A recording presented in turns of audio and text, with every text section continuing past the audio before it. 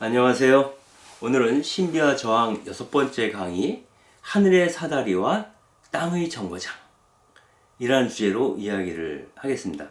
하늘의 사다리라고 한다면 야곱이 봤던 천상과 지상을 잇는 어떤 사다리가 있고 그 사다리를 오르내리는 천사들을 야곱이 보게 되죠. 그래서 우리가 빛 그 자체이신 천상에 계신다고 하는 은유로서 표현될 수밖에 없었던 그분께 가서 닿기 위한 어떤 단계를 얘기를 하는 거 있죠.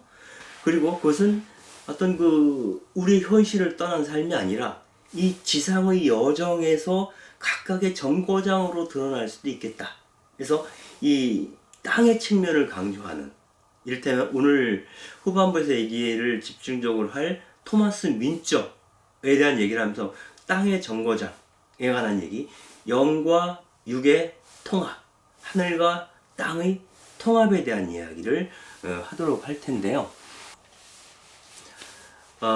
얀반 리스부르크이라는 사람이 있는데요. 13세기 사람이죠. 이 사람이 빛나는 돌이라는 책하고 영적 결혼이라는 책을 썼는데, 여기서 사람을 4가지 부류로 나누고 있어요. 우선 영적 여정의 4단계라고 볼 수도 있겠어요. 첫 번째는 용병입니다. 용병은 용병이 전투에 나가는 이유는 뭐죠? 누군가 내 월급을 주기 때문이에요. 돈을 받고 전쟁터에 나가는 겁니다. 그래서 내가 하느님을 사랑한다면, 그리스도와 일치하기를 바란다면, 또 내가 이러한 선행을 행하는 것은 그것이 나에게 주는 어떠한 이득이 있기 때문이라는 거죠. 여기에는 내 행위에 대해서 왜라고 늘 묻는다는 거예요. 나는 무언가를 얻기 위해서 내 것을 주는 거죠. 이것은 전 시간에 상거래 정신이라고 얘기했어요. 즉 주고받는, give and take에 해당되는, 즉 보상 때문에 봉사하고 헌신하는 사람들, 이런 사람들은 아무리 그 일이 이 세상에 선익이 되는 일이라 할지라도 여전히 자기 존재의 감옥에 갇혀 있는 거다, 이렇게 얘기를 합니다. 그래서 조금 더 발전된 형태가 신실한 봉사자, 아주 신심이 깊은 활동가? 라고 볼 수도 있겠죠. 선교사라고 볼 수도 있겠어요. 이런 사람들은 일정하게 자기의 욕망을 접고 능동적으로 봉사하는 삶을 사는 사람들인데요. 그러나 그 일 자체에 매몰되어서 내면으로 향한 이 일에 어떤 내가 이것을 하는 어떤 그런 나를 이 일을 하게끔 이끌어내는 어떤 원천에 대한 어떤 관상이 빠져 있는 거죠. 즉 내면으로 향하는 법을 배우지 못했기 때문에 늘 활동을 하면서 늘 불안한 거예요. 영적으로. 그리고 자기가 하고자 하는 일이 적절한 보상이나 성과가 있을 때는 기쁘지만, 그렇지 못할 때는 깊은 좌절과 슬픔에 빠져서 마음이 찢기게 됩니다. 이를테면 그런 거죠. 예전에 빈민사모 활동을 아주 오랫동안 했던 분들이 그런 좌절도 있어요.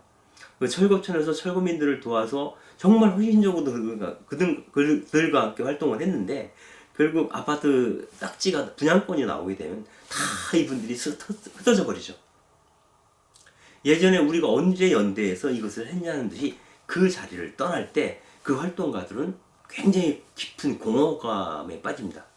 그것은 내 활동의 동기에 대한 깊은 성찰이 빠져 있었기 때문에 그럴 수도 있어요. 보상 없이, 결과에 연연하지 않고, 어느 사람들에게 집착하지 않고도 충분히 지속적으로 상처받지 않고 사랑할 수 있다는 것. 그것은 내면을 바라보는 눈이 있을 때만이 가능하다는 거예요. 그 점에서 하느님의 계명 안에 여전히 살고 있지만 내 내면은 여전히 어둠 속에 무지의 그룹 아래에 잠겨 있다라는 거죠. 그런 사람들을 신실한 봉사자라고 표현하고 있습니다. 아마 교회 안에서 활동하고 있는 많은 사람들이 이 신실한 봉사자에 속하는지도 모르겠어요. 늘 일을 하면서도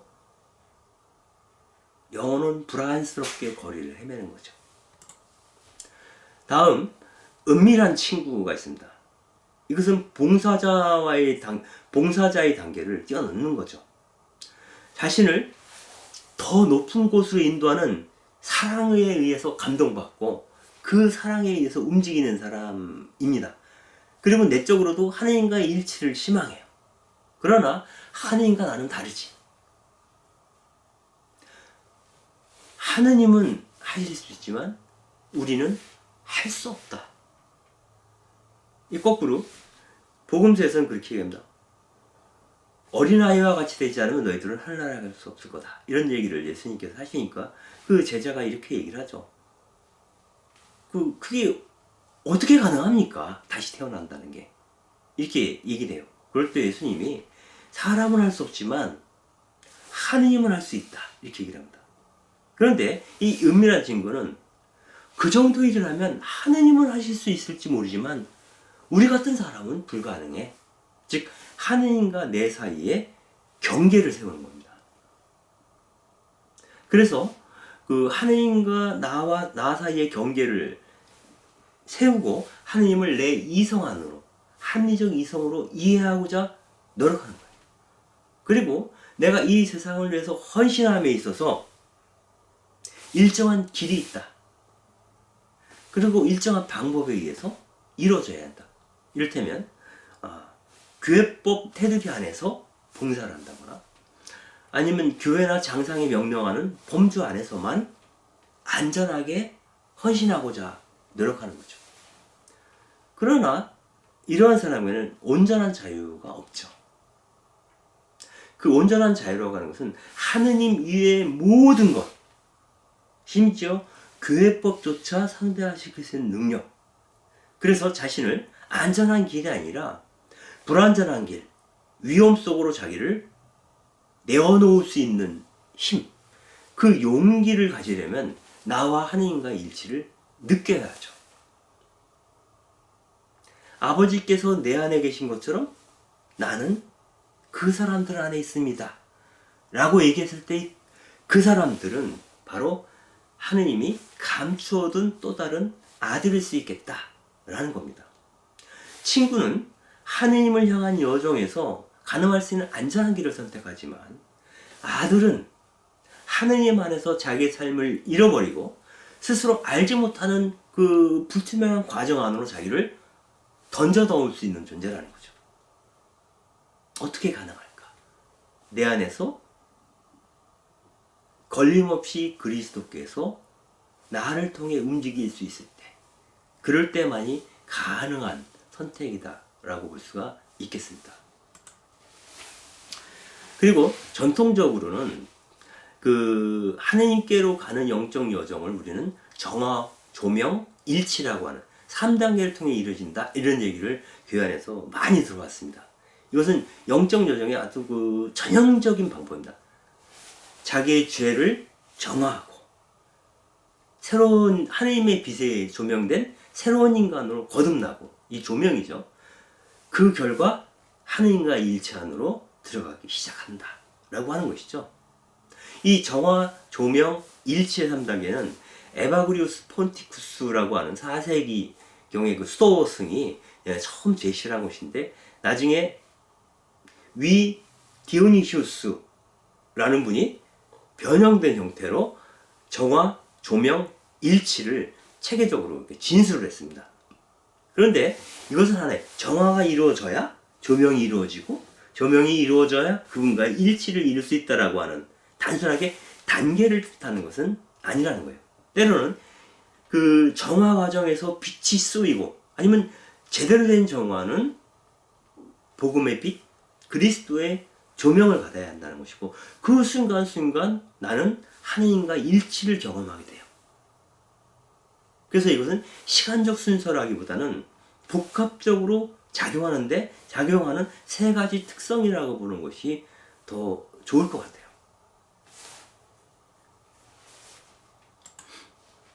먼저 정화에 대한 얘기를 한다면, 정화는 기존의 묵은 자기를 벗고 새로운 자기가 되기 위한 과정입니다. 이것을 습으로부터, 몸에 배인 이 관습적인 행위와 사고와 태도로부터 벗어나서 벗어나는 것. 그래서 이미 구조화된 외부 환경에 의해서 어떤 교리에 의해서 어떤 견해에서 형성되어진 나, 기존의 나로부터 벗어나는 것. 이것이 바로 정화라는 거죠. 이걸 다른 말로 회심이라고 볼 수도 있는데요. 몸을 돌려서 다른 곳을 바라보기 시작하는 거죠.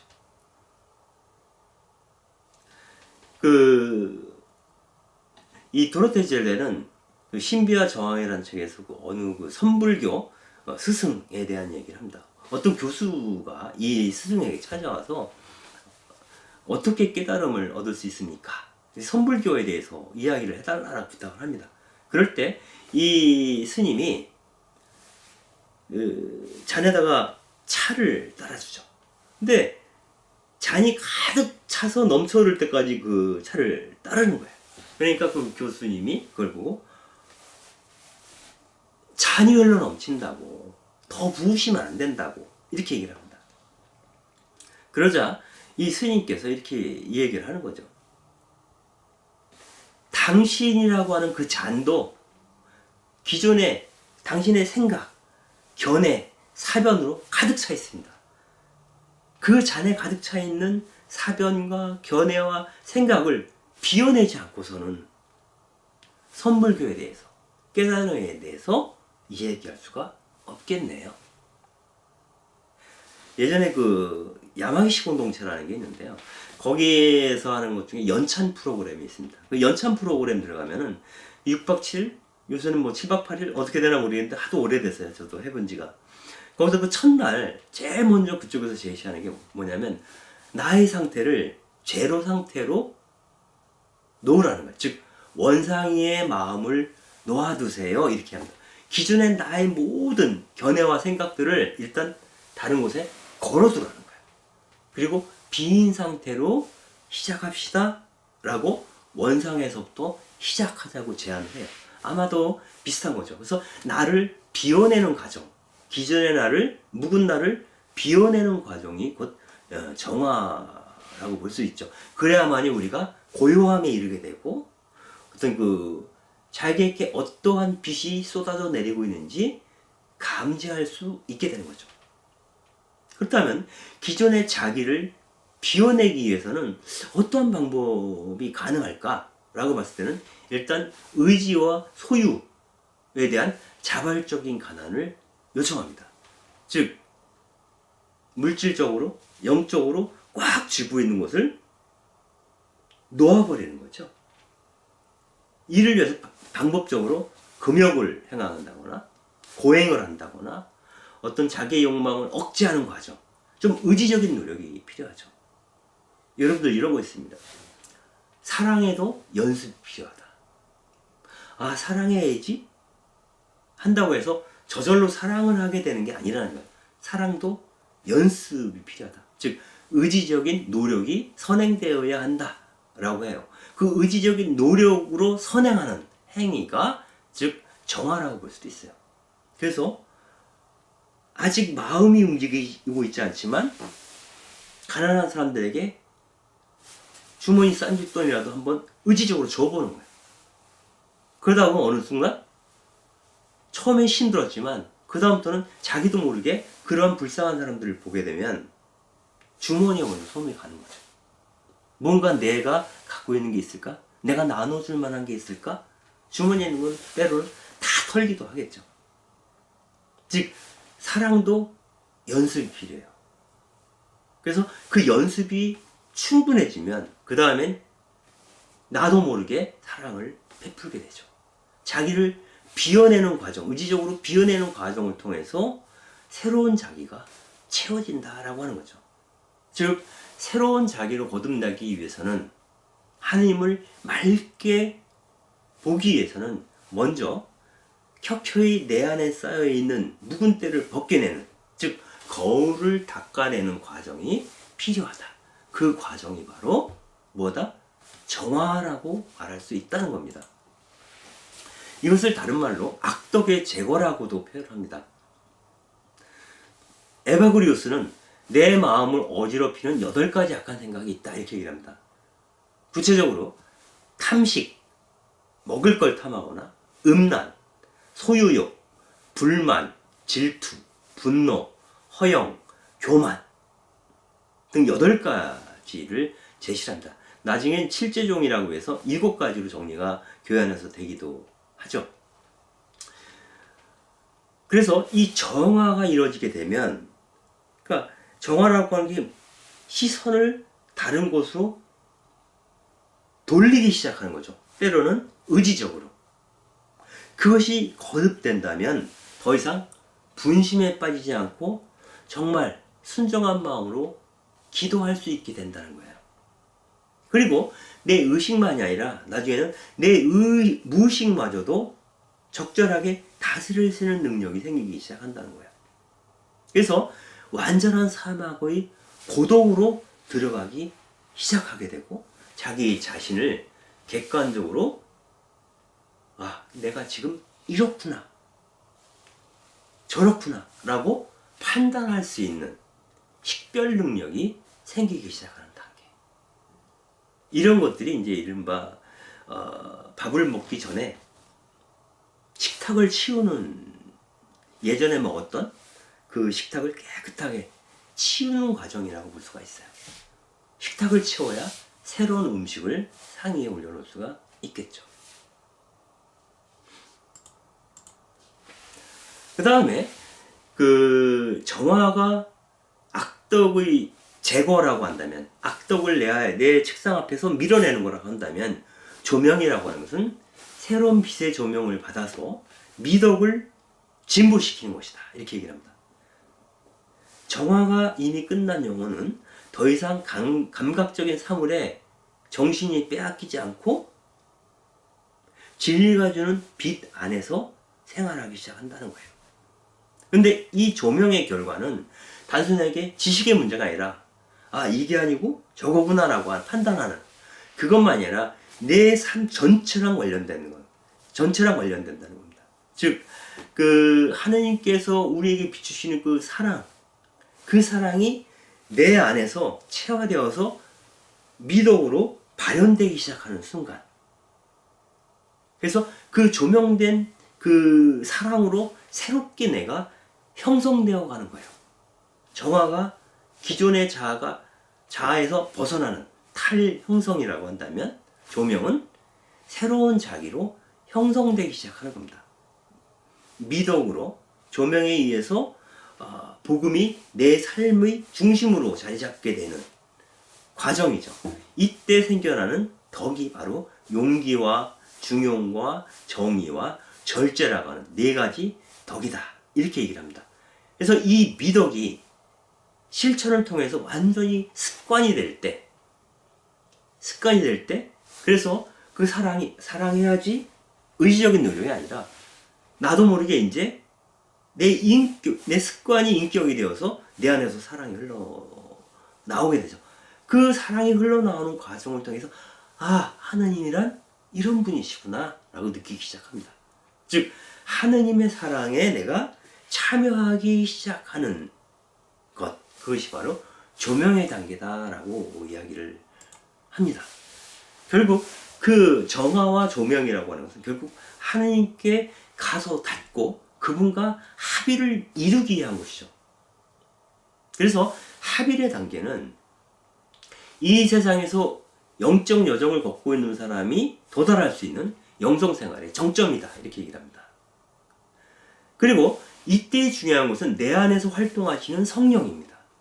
그래서 하느님은 나의 직접적 체험의 대상이 된다는 거예요. 이때 비로소 정화와 조명을 통해서 거듭난 자아가 성령 안에서 움직이게 된다면은 하느님은 내가 체험하는 직접적인 대상이 된다는 거예요.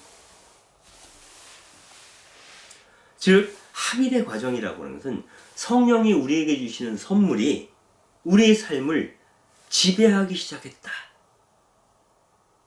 아마 이때 비로소 우리는 이렇게 얘기할 수 있겠죠. 이제는 내가 사는 것이 아니라 내 안에 계신 그분이 나를 통해서 사시는 것입니다. 라고 말할 수 있게 되는 거죠. 이게 합의의 단계라는 거예요. 즉 성령이 우리를 완전히 소유하게 되는 단계라고 도로테 젤레는 얘기를 합니다. 즉 영혼이 완전한 자유를 맛보면서 하느님 이외의 모든 것을 상대화시킬 수 있는 능력. 그러면 이 지상에 나를 속박하거나 이 지상에서 나를 끌어당길 수 있는 것은 아무것도 없는 거죠. 하느님밖에. 그래서 내 삶에서 하느님의 지배가 회복되어서 이 지상에서 이미 천국을 맛보는 것과 같은 상태에 이르게 되면 그것을 하빌의 단계다 라고 이야기를 합니다. 이 하빌의 단계에 들어서게 되면 자기를 둘러싸는 환경이 소란스러워도 여러 가지 끄달릴 만한 마음을 끌어당길 만한 요소들이 많이 산재해 있어도 내 영혼은 여전히 고요함 가운데 머물 수 있다. 즉 흐림없이 맑은 눈으로 이 세상을 투명하게 바라볼 수 있게 된다는 거예요. 그리고 성령의 힘으로 바로 그분께 나아갈 수 있게 된다. 그래서 모든 성인 성녀들은, 모든 신비가들은 그 하빌의 단계로 가기 위한 수행의 과정에 들어가게 되는 거죠. 이런 전통적인 견해가 있는데요. 또 한편으로는 이것이 정화, 조명, 합일, 굉장히 개인적인 차원의 성화라고 볼 수 있죠. 개인적인 차원의 신비화라고 볼 수도 있어요. 여기서 중요한 것은 나와 하느님과 일치했는가. 그리고 내가 성령의 지배적 어떤 그 인도를 따르고 있는가. 이런 게 중요한 거죠. 나와 하느님의 1대1의 관계가 굉장히 중요한 상태. 이것은 이렇기 때문에 그 정화와 조명과 합일이라는 이 단계에서 성성을 이해하는 분들은 가장 많이 하는 게 있죠. 우리가 그 관상수도에 가면 독고 수도자들이 있습니다. 혼자 그 골방에 앉아서 관상에 깊이 빠져서 하느님과의 일치를 희망하는 그런 게 있죠. 그러나 이 세상 자체가 내 마음만 어두운 밤이 아니라 이 세상 자체가 어두운 밤이라는 거예요. 그래서 이 세상 자체에 하느님의 빛을 쏘여서 이 세상이 하느님의 뜻에 따라서 움직일 수 있는 그러한 세상, 즉 하느님 나라겠죠. 그 나라로 가도록 촉발시키는 영성, 그런 신비주의적 과정, 전통, 여정도 있다는 거예요. 이러한 것들에 대한 구체적인 어떤 그런 견해, 영감을 주었던 사람이 도르트 젤레는 그러한 사람의 하나로 토마스 민처를 얘기를 합니다. 토마스 민처라고 한다면 그 토마스 민처와 동시대 사람으로서 종교개혁을 이끌었던 사람이 있죠. 마르틴 루터죠. 그래서 마르틴 루터와 토마스 민처를 많이 이제 비교하면서 얘기를 합니다.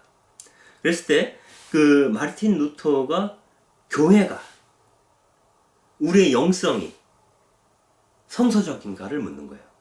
루터는 우리가 성경에 따라 살고 있는가? 이 세상이 성경에 따라 형성되어 가고 있는가? 이 부분에 주목했던 사람이 마르틴 루터죠. 당시의 카톨릭 교회가 그렇지 않다라고 판단했기 때문에 종교개혁이 일어난 거죠. 근데 토마스 민처는 성서는 일종의 표지에 지나지 않는다. 그리고 성서를 이해하는 사람은 아주 제한적인 사람들이죠. 성서를 읽을 수 있는 사람. 그러니까 성서가 없이도 우리는 하느님의 영에 젖어들 수 있다. 그 영을, 하느님의 영을 감지할 수 있다. 성서 없이도. 이성의 작용 없이도. 그 이야기를 하면서 민중 중심의, 농노 중심의 새로운 나라를, 천년왕국을 건설하기를 희망했던 사람이 바로 토마스 민처죠. 근데 이 토마스 민처에게 영감을 주었던 사람이 칼 슈타트라고 하는 사람. 칼 슈타트. 이 칼 슈타트는 그 비텐베르크 대학 그 성당에다가 그 이른바 종교개혁의 정강을 적어 놓았던 그 마틴 루터에게 박사학위를 주었던 교수죠. 비텐베르크 대학 교수 출신인데, 이분이 루터에 앞서 종교개혁 운동을 이끌었던 사람이기도 합니다. 이분이 이런 얘기를 합니다. 당신이 제후들을 책망했다니 믿을 수 없는 일이요. 그래서 당신이라는 건 루터를 얘기하는 거야. 루터, 당신이 제후들을 책망했다니 믿을 수 없는 일이요. 당신은 다시 그들의 비위를 맞추고 있어. 당신은 새로운 교황으로 그들에게 수도원과 교회들을 선물로 주고 있어. 그래서 그들은 당신에게 만족하는 것이요. 이거 굉장히 중요한 얘기를 하고 있는 거예요. 마틴 루터는 종교개혁을 일으켰지만 그를 지지하고 있는 제후들에게 수도원을 몰수해서 갖다 바친 것처럼 또 다른 의미의 교황처럼 행세하고 있다는 거예요. 그러면서 그 제후들과 일정하게 결탁해야 했던 마틴 루터를 비판합니다. 이 칼 슈타트가 주장했던 것은 계급적인, 우리가 보통 교계 제도를 하이라키라게 위계제도, 교황을 정점으로 해서 교황, 주교, 사제, 평신도로는 아니었죠. 이것은 그 당시에 그 사회 계급에 조응하는 거죠, 사실은. 교황에 해당되는 게 당시에 지배 권력이었던 국왕이죠. 그리고 각 그 교구를 통치하고 있는 주교들은 교구장이죠. 주교들은 영주에 조응하죠. 그리고 사제들은 그 주교의 어떤 그 권한을 위임받아서 본당에서 행사하는 사람들이죠. 주교의 권한을 위임받아서 행하는 자이기 때문에 그것은 영주를 옹이했던 기사에 해당된다는 거예요. 그래서 주교가 사제로 서품을 주는 것처럼 영주들은 기사들에게 기사임을 서임하죠. 기사로 서임하는 행위를 하죠. 그리고 그 평신도들과 마찬가지로 이 농노들은 바로 이 교황과 주교와 영주로, 교황과 주교와 사제로, 또 한편으로는 국왕과 제후와 기사로 이어지는 그 기득권 세력에게 봉사하는 것, 서브하는 것으로 어떤 그 영생을, 자기의 생존권을 보장받을 수밖에 없는 그런 하층민으로 만족하라는 어떤 그런 이데올로기죠, 일종의. 그 이데올로기를 기초로 해서 이루어진 것이 바로 계급적인 교회 제도라고 하는 거죠. 그것을 배척하고 교회 안에서 혹은 사회적으로 평등주의를 실현하기 위해서 애썼던 사람이 바로 칼 슈미트입니다. 그래서 이 칼 슈미트는 성직자와 평신도를 구분하는 복장을 폐기합니다. 지금 개신교 목사님들 같은 경우에 양복을 입고 있지만, 그리고 카톨릭 사제들도 지금은 평소에는 그냥 우리랑 똑같은 옷을 입죠. 특별한 날 로만 칼라를 하거나 수단을 입는데, 이 당시에는 일상적으로 수단을 입었죠. 오랫동안. 최근까지도 그렇죠. 그래서 성직자 평신도를 구분하는 복장을 입는 것은 계급을 인정한다는 거죠. 여기에 반대를 합니다. 그래서 스스로 목사임에도 불구하고 농민들의 옷을 입고, 그리고 교회 안에서는 서로가 서로를 형제라고 부르게 했습니다. 그래서 칼 슈미트는 루터보다 훨씬 급진적인 견해를 갖고 있는 종교개혁자라고 볼 수가 있습니다. 이어서 칼 슈미트는 성소에 맞지 않는다는 이유로 제단, 성상, 성화를 부숴버리죠. 그리고 교회 수입은, 교회 재정을 평신도 위원회에 맡겨서 운영하도록 합니다. 그리고 그 운영하는 그 중심에 가난한 사람들을 위한 구제금, 혹은 가난한 처녀들이 시집갈 때 가져가야 하는 결혼 지참금으로 분배해 줍니다. 아울러 성직자들의 결혼을 찬성하고 매매춤과 구걸행위를 금지시켰다고 합니다. 이런 나름대로의 혁신적인 이야기를 하는데, 앞서 처음에 얘기했던 루터를 비난했던 그 이야기, 루터는 또 다른 의미의 교황이 되고 있는 거 아니냐 라고 하는 이 얘기는 변론이라는 책에 나오는데 이 변론이라는 이 글을 쓴 사람은 나중에 밝혀져요. 바로 그 사람은 토마스 민처였다는 거죠. 결국 토마스 민처와 칼 슈타트는 마틴 루터가 얘기했던 오직 성서로만의 견해에 대해서 일종의 비판적인 거리를 유지하고, 그리고 그 마틴 루터가 제후들과의 어떤 연합을 꾀한 거에 대해서 하느님이 우선적 사랑의 대상이었던 가난한 사람들을 배제시키는 행위다. 그것은. 그래서 그 가난한 사람들을 중심으로 하는 종교개혁을, 또 사회적인 개혁을 이루어야 한다. 결국 이 당시에는 사회개혁은 종교개혁과 맞물려 있는 거죠. 그래서 이것을 동시적인 혁명을 추구했던 사람이 바로 토마스 민처인데요. 이 토마스 민처는 성서가 아니라면 그럼 뭐? 성령운동, 성령을 매개로 하는, 성령으로부터 직접적인 경건성을 확보할 수 있는 것은 민중의 권한이라는 거죠. 그래서 사제 그룹만이 아니라, 뭐 신학대 교수만이 아니라 모든 그 농민들, 농노들, 평민들, 평신도들이 직접적으로 하느님과 교제할 수 있다는 것. 직접적으로 하느님의 뜻을 알아들을 수 있다는 것. 그래서 우리는 그 센수스 피데이라고 해서 신앙 감각, 민중의 신앙 감각에 대한 신뢰를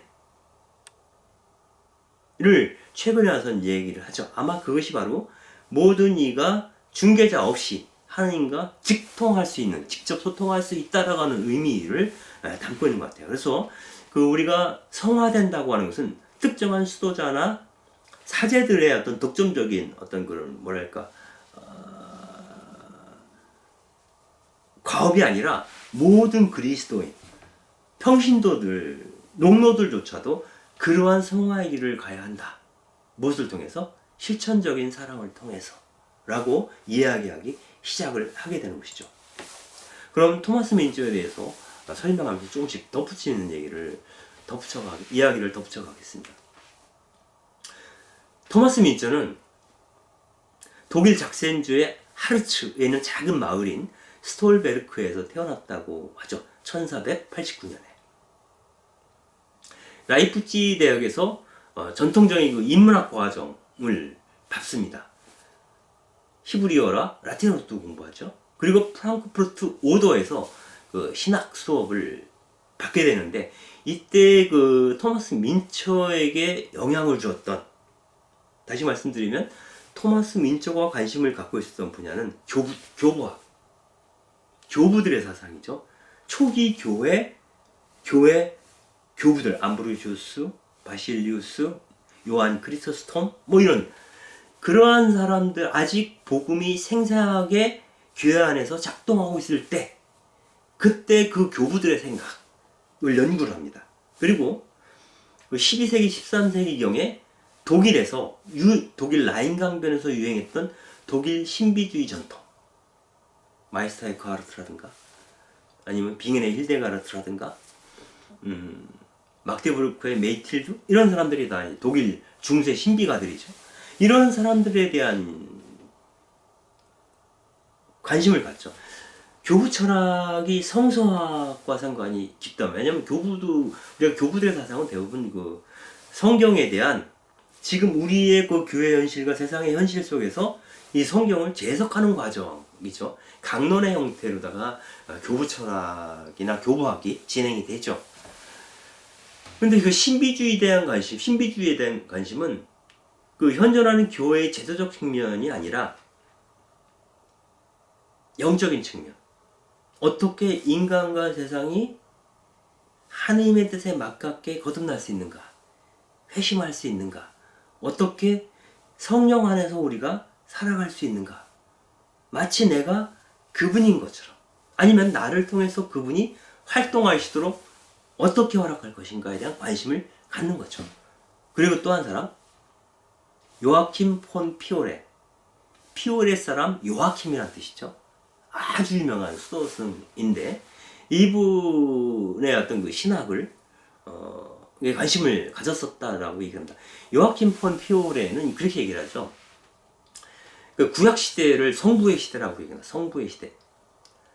하느님이 중요했던 시대죠. 창조주 하느님에 대한 관심이 있었던 시대라면 예수님이 오신 이후는 성자의 시대라는 겁니다. 성자의 시대는 교회가 중심이라는 거예요. 교회. 그러나 이제 곧 성령의 시대가 올 거다. 성령의 시대가 오면 유태교와 교회가 중요하지 않다. 그러니까 눈에 보이는 제도와 조직, 교리, 그 모든 눈에 보이는 것들을 뛰어넘어서 자유롭게 활동하시는 성령이 우리를 주도하는 세상이 올 거다. 그러니까 성령의 시대를 얘기합니다. 그래서 그 인류사의 발전 단계를 성도의 시대, 성자의 시대, 성령의 시대 이렇게 얘기합니다. 그래서 이 성령의 시대에 주목을 하게 되면 모든 이 세상의 권위를 상대화시키게 되죠.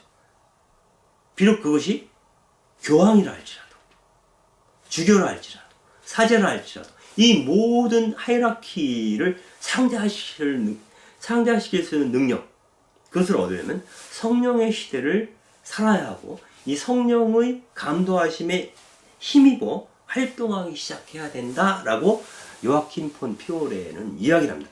거기에 대해서 이 토마스 민처가 관심을 갖게 되는 거죠. 토마스 민처는 대학을 졸업한 뒤 1516년에 프로제에 있는 수도원에서 수석사제로 있었고요. 그리고 17년부터 18년까지 브라운슈바이크 마르티네움 시의 고등학교에서 아이들을 가르치기도 했어요. 그 당시에 이제 루터가 비텐베르크의 어떤 그 개혁안을 제시를 하면서, 즉, 그 성 베드로 성전을 지으면서 이른바 면벌부, 그죠? 면벌부, 뭐 다른 표현으로 대사부라고도 얘기해요. 예전에 그 면제부라고 했는데 면제부는 잘못된 번역이었고요. 그래서 이 면벌부를 파는 것에 대한 문제제기를 했지 않습니까? 이 면벌부가 상징하는 건 그거예요. 돈으로 구원을 살 수 있다는 거예요. 이를테면 그 베드로 성전을 지면서 막대한 재정이 필요했죠, 교회가. 그러니까 그 중개인들에게 그 돈을 미리 교회가 받았습니다. 그리고 그 면벌부를 팔아서 나오는 수입으로 그것을 보충하도록 하죠. 그러자 이 상인들이 각지에 돌아다니면서 선전 홍보를 하는 거죠. 면벌부를 사라고. 그래서 면벌부라는 게 뭡니까? 우리가 그 죄를 짓게 되면은 고해성사를 받죠. 근데 고해성사를 받게 되면 죄는 사해지지만 벌이 사라지진 않아요. 그래서 우리가 보석을 하게 되면 보석을 주잖아요, 신부님이. 그러면 벌의 일부가 감해진다라고 얘기를 해요. 그러나 남은 벌들, 잔벌이라 잔벌. 남은 잔벌은 연옥에 가서 우리가 치러야 한다라고 얘기를 합니다. 그런데 이 대사부 혹은 면벌부를 돈을 주고 사게 되면 그 내가 연옥에서 치러야 될 잔벌을 받을 수 있는 기간이 단축된다는 거예요. 그래서 이렇게까지 설명을 했던 거죠. 당신이 돈통에다 돈을 던졌을 때 그 동전이 돈통 바닥에 닿아서 챙그랑하고 소리가 나는 동안 연옥에 있는 영혼이 기뻐서 튀어오른다 라고까지 설명을 했어요. 이 사람들은 돈을 벌기 위해서 뭐든 하는 거죠. 여기에 대해서 이게 말이 되는 거냐, 어떻게 구원을 돈으로 살 생각까지 하느냐 해서 이제 그것이 발단이 되어서 종교개혁이 일어나게 되는 이런 견해들에 대해서 토마스 민처는 전적으로 지지를 하는 거죠. 당신 말이 맞소. 즉 교회 안에 상거래 정신이 자리 잡는 거에 대해서 문제의식을 갖고 있다라고 하는 거죠. 돈으로 성이 될 수도 없잖아요. 돈만 많으면 신비가가 되거나 성인이 되거나 천국에 간다라고 확정된다면 그거야말로 황당한 거죠. 그 토마스 민처가 루터의 종교개혁을 지지하자 루터는 그를 인정해서 치피카우 교회의 사제로 임명을 합니다. 이 당시에 치피카우 성마리아 교회에는 에그라누스라고 하는 사람이 주임 사제를 맡고 있었는데 잠시 외유하는 동안 잠깐 그 토마스 민처에게 이 성당을 맡아달라고 얘기를 합니다. 그런데 이 토마스 민처의 급진적인 견해 때문에 갈등이 일어나요. 그리고 마침 또 주임사제인 에그라누스가 휴식을 마치고 복귀를 하죠, 본당에. 그렇게 되면서 토마스 민처는 카타리파, 그 당시에 약간의 이단적인 성격을 갖는다, 급진적인 어떤 그런 분파라고 볼 수 있는데, 이 카타리파의 교회를 담당하는 사람이 얘기도 합니다. 이때 카타리파 교회를 맡게 되면서 이 구체적으로 현실적으로 토마스 민처에게 새로운 사상이 유입됩니다. 그건 뭐냐면 치피카우의 성마리아 성당 같은 경우에는 구성원들, 신자들이 대부분 상류층이나 중산층이었다고 얘기를 합니다. 그러나 카타리파 교회, 급진주의 교회에 가보니 주 신도층이 수공업자들이나 광부나 직조공들이었던 거죠. 이 사람들하고 만나면서 토마스 민처는 하층민들의 비참한 삶, 그들이 겪고 있는 고통을 알게 되는 거죠. 이때부터 종교개혁과 사회개혁이 따로 있지 않다라고 하는 것을 느끼게 됩니다. 그래서 지금 필요한 것은 복음의 빛에 비추어서 교회를 개혁하고 이 세상을 바꿔야 한다는 겁니다. 가난한 사람은 행복하다. 너희가 하나님 나라의 주인이 되리니. 이게 행복선언의 내용이지 않습니까? 그러나 지금 교회의 주인은 중산층과 상류층이고 이 세상의 주인도 상류층과 중산층인 거예요. 복음에 따라 교회 안에서조차 가난한 이들은 목소리를 낼 수 없는 비참한 처지에 놓여 있다는 거죠. 여기에 대해서 이제 문제의식을 갖게 되는 겁니다. 당시에 치피카우 이 지역에 있었던 예언자적인 사람들이 있었는데요. 그 예언자적인 집단에 토마스 민처가 합류하게 됩니다. 그 중에 대표적인 사람이 니콜라우스 스토르히라고 하는 사람인데, 이 사람은 8개 항목을 통해서 위정자들과 당시에 권력을 갖고 있는 사람들과 성직자들을 비판합니다. 이렇게 얘기를 하는 거죠. 만약 모든 사람이 똑같고 평등한 위치라면, 또한 모든 재화를 공동의 필요에 따라 사용하고 쥐새끼 같은 왕을 더 이상 섬기지 않아도 된다면 얼마나 좋을까? 이 세상의 모든 재화를 공유하고 함께 나누고 모두가 평등한 형제요 자매로 살면서 더 이상 왕을 섬기지 않을 수 있다면 얼마나 좋겠냐라고 얘기합니다. 세욕에 가득 차고 나쁜 성직자들과 뚱뚱한 호색가들은 지구상에서 없어져야 한다. 굉장히 급진적으로 발언을 하기 시작합니다.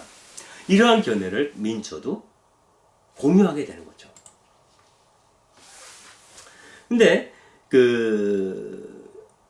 좀 더 인문주의적이고 지식인 중심, 엘리트 중심적인 사람들은 이러한 급진적인 견해를 굉장히 좀 위험스럽게 바라봤던 것 같아요.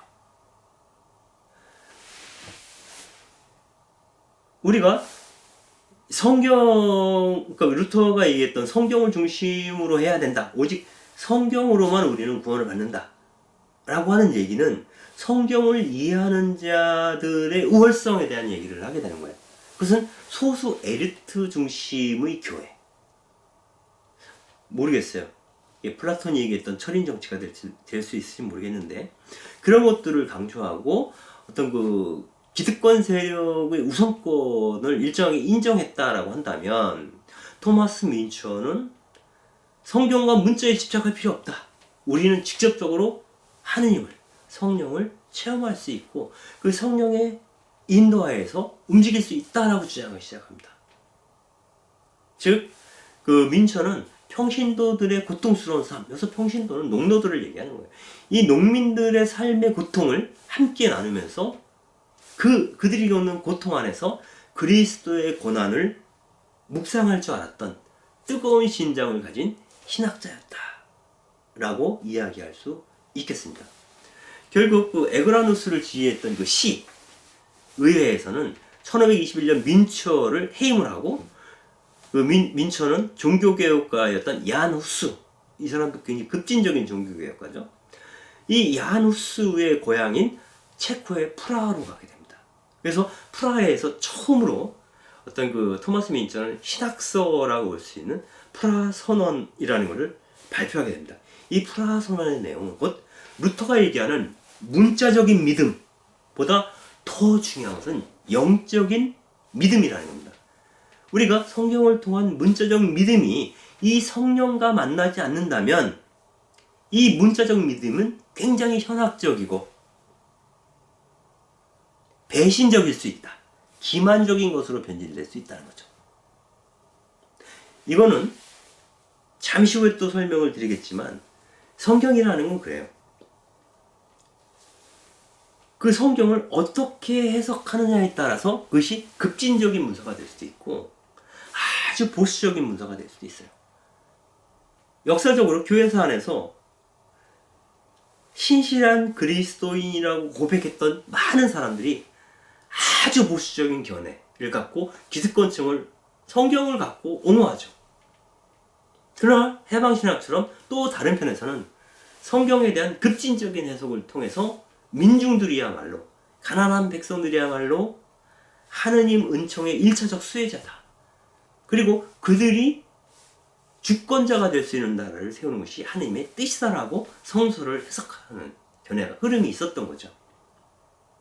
그래서 그 문자를 가지고 배운 자들이 장난치지 말란 법이 없죠. 그래서 그 문자를 터득하고 있는 그러한 사람들이 좋아할 만한 신앙이 바로 성서주의, 문자주의라고 볼 수가 있겠습니다. 여기에 대한 대척점에서 성령 중심의 신앙을 얘기했던 토마스 민처가 나오게 되는 겁니다. 앞서 말씀드렸지만 그런 거죠. 대다수의 당시의 민중들은 문맹자, 글을 읽을 수 없었어요. 그리고 문자를 해석할 수 있는 사람은 당연히 소수였죠. 주로 성직자들. 이렇게 문자를 해석할 수 있는 이 사제들은 성서의 내용의 일부를 차단하거나 은폐시킬 수 있다는 거예요. 성서의 내용 가운데 껄끄러운 부분. 이를테면 부자가 천국에 가는 것은 낙타가 바늘길을 지나는 것처럼 어렵다. 뭐 이런 얘기들. 결국 부자는 하늘나라 갈 수 없다. 라는 거잖아요. 이런 이야기는 알려주지 않으면 되는 거예요. 대중들은 성서를 갖다 줘도 읽을 수가 없어요. 이 내용이 뭔지 몰라요. 사제가 읽어주는 내용만 알아듣는 거죠. 이걸 통해서 성서적인 메시지를 얼마든지 조작할 수 있다는 거예요. 결국 민처는 그렇게 얘기를 하는 거죠. 성서에서 증언하고 있는 그 가련한 민중들의 살아있는 목소리가 저들에 의해서 은폐되고 차단되어 갔다는 거예요. 그래서 프라하 선언에서는 세 가지 부류의 무리들을 비판하게 됩니다. 첫 번째는 성서의 진짜 내용을 은폐시키고 있는 사제와 수도자들, 그리고 민중을 착취하면서 살아가는 영주들, 그리고 죽은 지식을 대변하는 생명력이 없는 죽은 문자에 집착하고 있는, 그래서 이렇게 표현되어 있어요. 멍청한 불알 달린 박사들, 지식인 남성들을 뜻하는 거죠. 즉 사제와 영주들과 지식인들을 일고에 몰아붙이게 되는 거죠. 그리고 민처는 성서의 1차적 수혜자는 민중들이고 그들은 성서를 몰라도 하느님으로부터 직접적인 계시를 받을 수 있다라고 믿게 됩니다. 그래서 그들을 중심으로 하는 새로운 변혁운동에 스스로 참여하게 됩니다. 그래서 이렇게 얘기를 하죠, 민처가. 만일 어떤 사람이 성경을 읽어본 적도 없고 성경을 소리로 들어본 적도 없을지라도 영적인 경험과 참된 가르침이 있다면 그는 여전히 신실한 그리스도인으로 남을 수 있다. 이렇게 얘기합니다. 즉 문자적인 배움보다는 영적인 경험을 더 강조하는 거죠. 어떻게 표현할 수 있을지 모르겠지만 여러분들이 우리 부모 세대들은 사실은 학교 공부 제대로 하신 분들이 소수였죠. 저희 어머니도 이제 가방끈이 없어요. 그러나 그분의 선하심, 하느님의 선하심에 대한 감각은 굉장히 탁월하죠. 배우지 못한 사람들도 누가 가르쳐주지 않아도 사랑을 베풀 줄 알아요. 그리고 사랑을 베풀고 나서 너무너무 기뻐하세요. 지나가는 거리に있으면 데려다가 밥 한 끼라도 주고 싶어 하는 거죠. 그 이상의 영성이 있겠느냐는 거예요.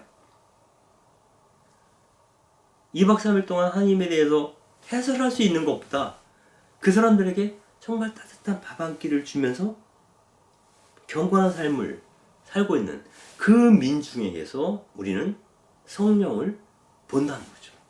성령의 활동하심을 볼 수 있다라고 하는 거죠. 즉 평신도들이 하나님과 직접 교제할 수 있는 직접적인 경건성에 대해서 민처가 강조하기 시작하는 겁니다. 그래서 이렇게 얘기를 하는 겁니다. 성경을 읽을 수 없는 농노들 혹은 외국인들, 이주 노동자라고 볼 수도 있어요. 그 스스로가 영적인 경험을 하게 된다면 모두가 다 그리스도인이다. 참된 의미의 그리스도인은 바로 이들이다 라고 하는 거죠. 그러한 측면에서 교리나 성서 해석에 대한 독점권을 갖고 있었던 성직그룹이나 혹은 오직 성경으로만 이라고 외치면서 문자적인 교육을 외치던 루터도 문제를 삼기 시작합니다.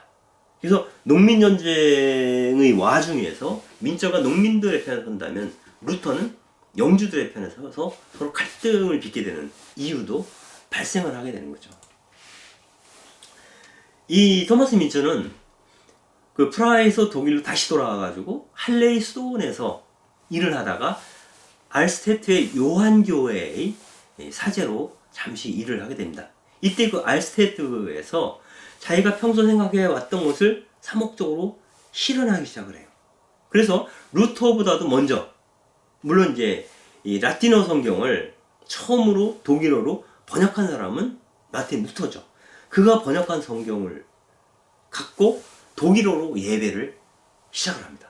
그러니까 토마스 민처가 어찌 보면 가장 먼저 대중들이 알아들을 수 있는 모국어, 즉 독일어로 미사를 하기 시작했던 거죠. 근데 그렇게 독일어로 예배를 하고 미사를 하게 된 이유는 가난한 평신도들도 성서의 말씀을 알아듣게 하는 거죠. 그리고 그들이 그분과 직접적으로 만날 수 있는 기회를 만들어 주기 위해서 모국어로 예배를 드리기 시작합니다. 이때 이 민처는 그 민중들의 고난과 함께하는, 민중들의 고난 속에서 함께 하시는 스라린 그리스도, 그 아프고 아픈 그 그리스도를 보는 대신에 영주들 안에서 달콤한 그리스도를 탐닉하고 있는, 결국 하느님을 반쪽만 가르치고 있는 루터를 비판하게 되는 겁니다. 즉 민처는 그 민중들의 고통에 함께하는 예수 그리스도의 고난을 강조하는 방향으로 노선을 확실하게 돌리게 되는 거죠. 여기서 민처가 한 얘기는 이렇습니다. 우리가 육체적 고통을 겪고 가난한 이들처럼 사는 것 안에서야 비로소 우리는 그리스도를 이해할 수 있다. 그분과 일치할 수 있다라고 민처는 가르치고 있는 건데요. 이렇게 말합니다. 너희가 해야 할 일은 인내하며 너희 비옥한 마음에 자란 너희들의 잡초와 가시를 뽑아내게 하시는 하느님께 그 법을 배우는 거다. 내 안에 있는 가시와 잡초를 뽑아내야 된다는 거예요.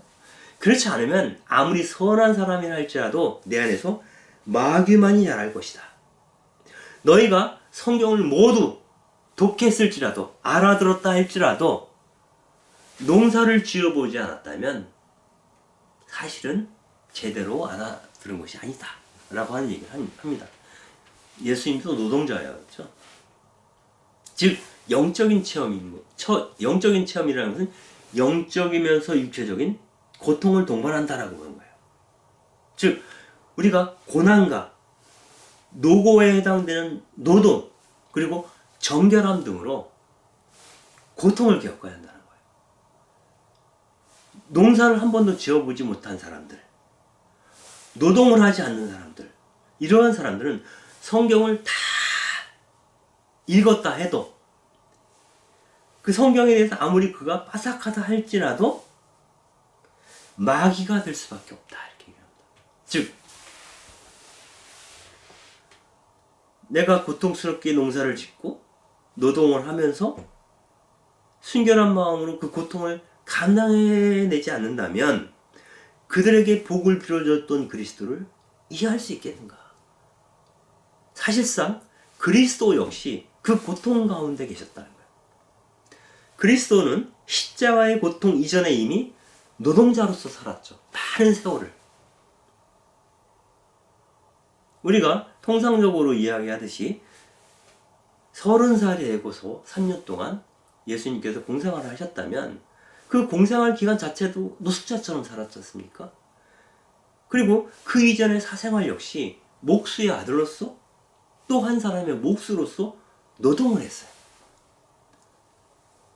그 사람의 그런 체험으로부터 나오는 하나님 나라에 대한 전가를 과연 머리에 기름이 잘 흐른 한 번도 농사를 지어보지 못한 그 깔끔한 손을 갖고 있는 톨스토이의 비판처럼 뽀송뽀송한 그 낫으로 어떻게 성경을 아무리 이해한다 할지라도 아무리 읽는다 할지라도 성경에서 드러난 그 예수님의 의향을 제대로 알아들을 수 있을까?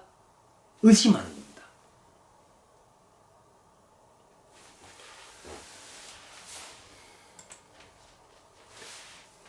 그래서 이렇게 얘기를 하는 거죠. 우리는 하느님의 발이다. 왜 발이라고 했을까요? 이 발은 흙을 밟고 다니는 거죠. 흙을 밟고 다니는 그 하느님의 발이 우리라는 거예요. 그런 우리는 하느님의 날카로운 쟁기를 견뎌야 한다.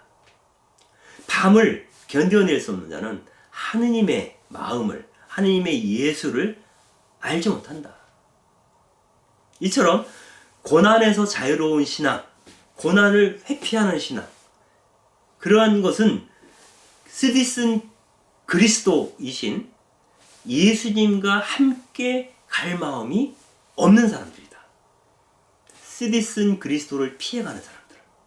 그들에게 달콤한 그리스도는 독이 될 뿐이다.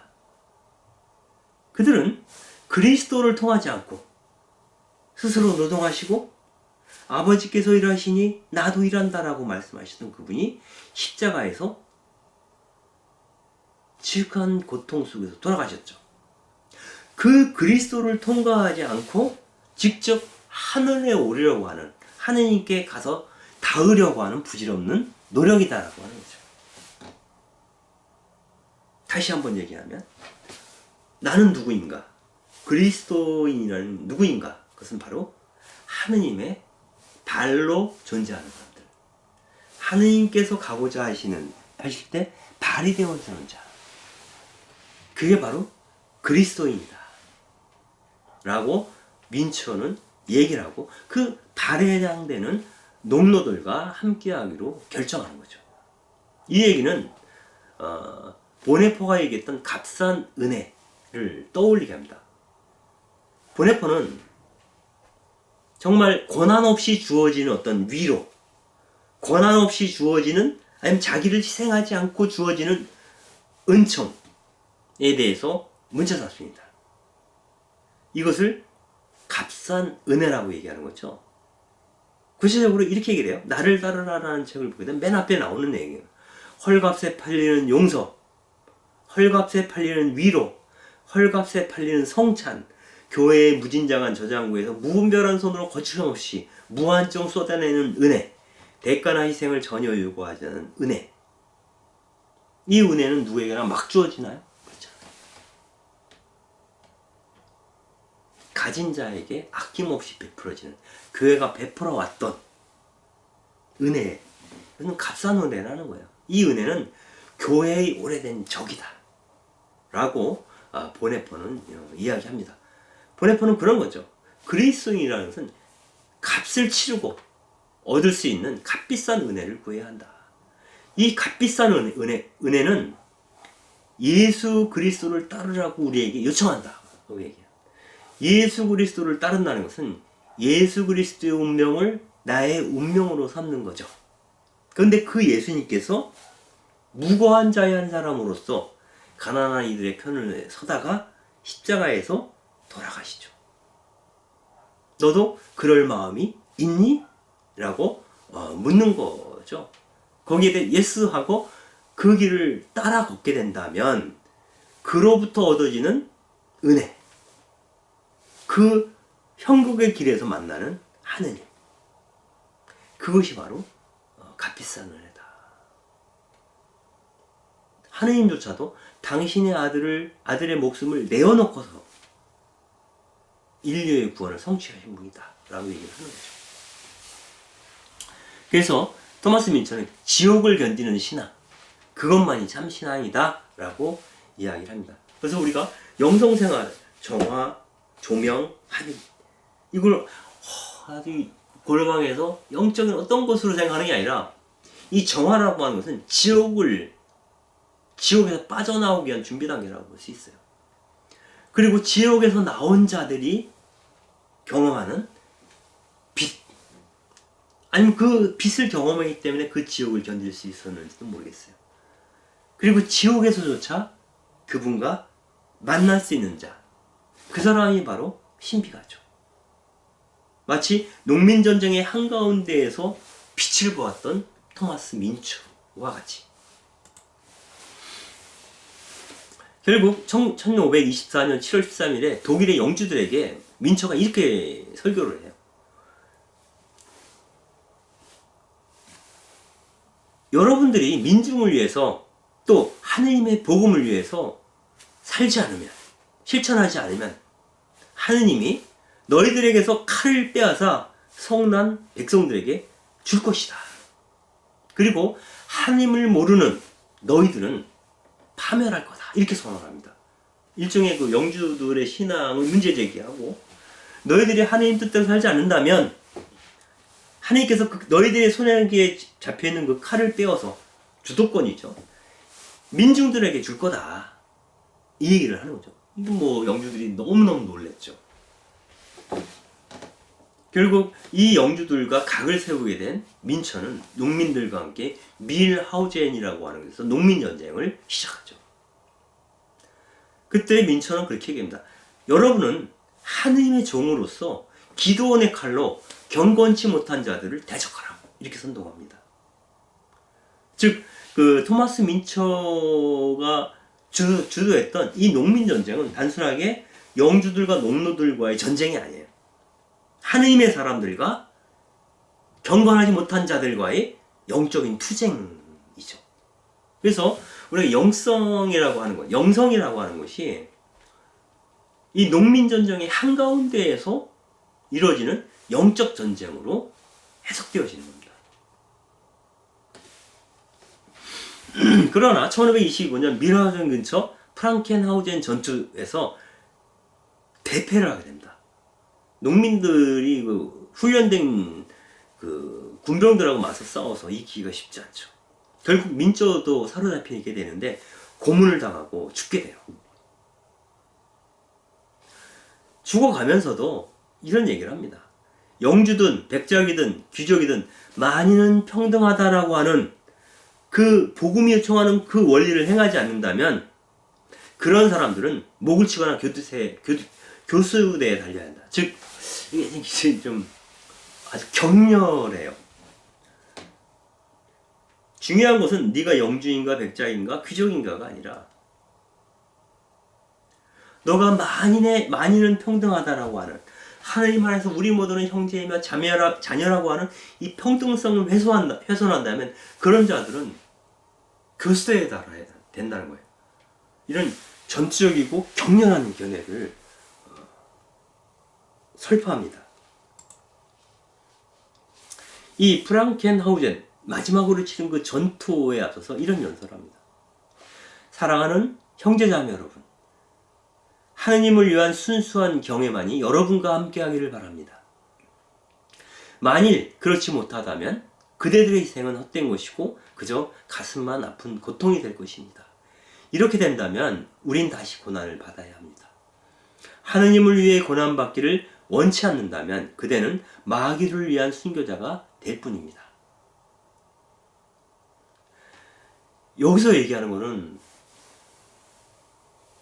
인간을 위한 경외심에서 행동하지 말고 하느님을 위한 경외심으로부터 비롯된 활동을 해야 된다. 그렇지 않다면 마귀가 될 뿐이라는 거예요. 그래서 인간을 경외한다는 것은 교황, 주교, 사제, 영주, 기사, 이 모든 어떤 기득권 세력에 해당되는 사람들, 그런 사람들, 그가 사제라는 이유만으로, 교황이라는 이유만으로, 영주라는 이유만으로, 국왕이라는 이름만으로 그 사람을 경외한다면 그것은 하느님에 대한 경외심을 배신하는 거라는 거예요. 그래서 인간에 대한 경외가 없어져야 된다. 이렇게 얘기합니다.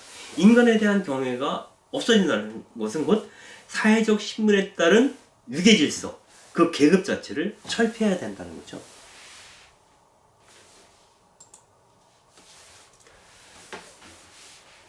그리고 이제 새로운 세상을 여는 주체는 바로 여러분, 농노들한테 하는 얘기하는 거예요. 민중들에게 있다는 얘기를 합니다. 1525년에 에우프르트 사람들에게 보낸 편지에서 민초는 이렇게 얘기합니다. 에제키엘 14장에서는 하느님이 모든 방법을 통하여 자신의 명을 수행할 사람을 만들려 하고 도우려고 하였습니다. 하늘의 새와 거리의 들짐승들이 폭군의 살을 삼키며 부패한 세상을 멸한다고 다니엘 7장에도 쓰여 있습니다. 혁명이 일어날 거라는 거죠. 다니엘 에제키엘 예언서에 쓰여 있다는 거예요. 그리고 그 심판의 권세는 바로 여러분과 같은 평범한 민중들에게 있습니다. 라고 이야기를 합니다. 결국 종말론자였던 민초는 천년왕국을 희망하면서 하느님이 분명 이 세상에서 그 썩은 부분을 도려낼 것이고 이 일은 참된 신자인 농노들이 하느님의 영적인 경험과 뜻을 토대로 그분을 도와서 이루어낼 것이다 라고 이야기를 합니다. 이게 토마스 민초가 카리스마에 의해서 오직 성령의 부르심에 따라서 응답하는 삶을 살도록 그 길을 걷는 것은 형국의 길, 십자가의 길이고 스디슨 그리스도와 함께 걷는 길이다. 그 안에서만이 분명 우리는 그분을 만날 수 있다. 그리고 그 전투의 과정에서 우리는 우리를 옥죄고 있던 영적인 감옥을 부수고 나올 수 있다. 자유로운 인간이 될 수 있다는 거죠. 그 자유로운 사랑의 결과가 이 세상의 변혁이라고 이야기를 하는 거죠. 그래서 나의 혁신, 나의 성화와 이 세상의 성화, 이 세상의 혁신은 동시적으로 이루어지는 거다라고 하는 겁니다. 그래서 신앙이 사사화되는 것, 내 개인적인 의미로만 머무는 것에 대해서 문제제기를 하는 겁니다. 나 개인의 변화는 이 세상 안에서 실천하는 과정을 통해서 함께 이루어지는 과정이다 라고 토마스 민초는 보는 거죠. 근데 이것을 우주적 차원으로까지 확장시킨 사람이 있습니다. 그 사람이 매튜 폭스죠. 매튜 폭스의 책 가운데 가장 유명한 책은 오리지널 브레싱이죠. 원은총이라고. 원래 인간은 원재 안에서 창조된 존재가 아니라 은총 안에서 창조되었다. 원래 인간은 하느님 보시기에 참 좋았다라고 하는 그 은총 한가운데서 창조되었고 그것이 죄 안에 떨어졌지만 다시 그 원래의 은총을 회복하는 과정으로 가야 된다라고 이야기하는 것. 그 원래의 은총으로 회복하는 과정으로 가는 것을 비아 트랜스포마티바, 즉 변혁의 길, 변화의 길이라고 이야기를 했던 사람이 바로 매튜 폭스입니다. 그래서 여기 나오는 사진에 이 책은 매튜 폭스가 쓴 코스믹 그리스도죠. Coming of the Cosmic Christ. 우주적 그리스도의 도래. 우주적 그리스도가 이제 올 거다 라는 이 책이죠. 그래서 우주적인 차원으로까지 확장을 시킵니다. 그래서 경제적, 생태학적 정의 없이 가난한 사람들과 우주에 대한 특별한 사랑 없이 하느님과의 합의를 이루려는 열망은 헛된 거다. 기계적인 환상이다 라고 매트 폭스는 이야기를 합니다. 그래서 이 매트 폭스는 이 지상에서 영적 여정을 걷기 위해서는 세 개의 정거장을 거치게 돼 있다 이렇게 얘기를 합니다. 그래서 그 영적 여정의 세 단계를 얘기를 하는데요. 첫 번째는 경이로움의 단계를 거친다. 즉 오리지널 블레싱에 대한 체험입니다. 긍정의 길, 비아 포지티바죠. 우리가 마음만 돌려먹고 다른 시선으로 보게 되면 아스팔트 위에 있는 솟구치는 푸른 포기를 보고도 경탄할 수 있어요. 여기도 이런 생명의 끈질긴 이 세상에 우리가 아주 작은 것, 미소한 것 안에서도 감동을 느낄 수 있고 경탄할 만한 것들이 있다라고 하는 거예요. 그래서 그렇지 않을 것 같은 사람들 안에서 발견되는 자비, 사랑 이런 걸 느낄 때도 있죠. 그래서 이 세상은 경탄할 만한 것으로 가득 차 있다, 충만하다라고 느끼는 단계, 이것이 경이로움의 단계입니다. 이때 우리가 고백하는 것은 하느님은 사랑이시다 라고 찬미하는 거죠. 하느님을 찬양하게 돼요. 이 세상은 원래 장밋빛이다 라고 인식하는 거예요. 하느님은 우리의 행복을 위해서 우리를 창조하신 것이 아닐까? 하느님께서는 우리가 기뻐 노래하고 춤추기를 바라시는 분이다. 우리 모두가 라고 하는 것을 깨달아 아는 단계. 이 세상에서 어떤 경이로운, 경탄할 만한 것, 늘 감동받는 그러한 그 단계죠. 이 경이로움의 단계에서, 그러나 이 세상이 이토록 아름다운데 또 시선을 바꿔보면 그 아름다움을 깨부수고 있는, 훼손시키는 수많은 어두운 밤들이 있죠. 이게 현실이죠. 우리는 은총도 보고 이 세상 한가운데서 은총의 빛도 보지만 사탄의 어둠도 봐요. 그래서 이 무지의 구름에 따르면 망각의 구름 밑으로 감추어두어야 할, 덮어두어야 할 것들이 있죠. 소유와 폭력과 자아, 나를 둘러싸고 있는 이런 것들을 비워내는 작업을 해야 된다는 거예요. 그 비워내는 작업을 해야 되는 것은 그 정화, 조명, 합일에서 정화에 해당되는 부분인데, 이 어두운 밤을 걸으며 원래 은총이 충만한 이 세상이지만 그 은총이 충만한 이 세상을 들씌우고 있는 어둠이 있어요. 그 어둠을 분명하게 봐야 되는 거예요. 이것을 비아 네가티바, 즉 부정의 길이라고 얘기합니다. 그래서 이 어두운 밤에서 하느님을 갈망하는 것, 하느님을 그리워하는 것, 그분의 은총을 상기시키는 것, 그 단계를 거쳐야 하는 것이고요. 그 후에는 이 어두운 밤 속에서 고통받고 있는 사람들과 피조 세계에 대한 연민과 정의를 실현하면서 하느님 안에서 살기 시작해야 된다. 하느님께서 우리에게 아름다움을 선사하셨는데 그것이 어두운 밤 위에서 들씌워져 있어요.